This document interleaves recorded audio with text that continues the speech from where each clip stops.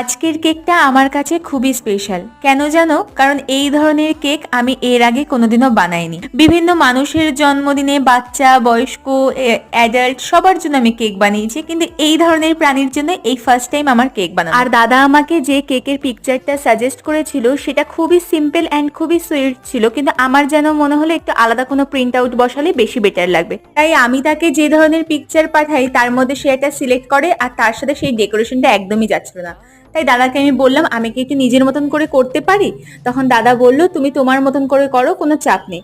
আর তখন আমি নিজের মতন করে নিজে এত সুন্দর করে ভেবেচিন্তে করতে গিয়েও আমি ঠিক স্যাটিসফাই হইনি, কারণ আমার যেন মনে হয়েছে যে কেকটা আরো ভালো হয়তো আমি করতে পারতাম। আর এখানে ফন্ডেন্টের কাজ করতে আমার যে সমস্যা হচ্ছিল বলে লাস্টে আমি এখনো ভিডিও নিতে পারিনি, আর ছবিও তেমন একটা পাইনি।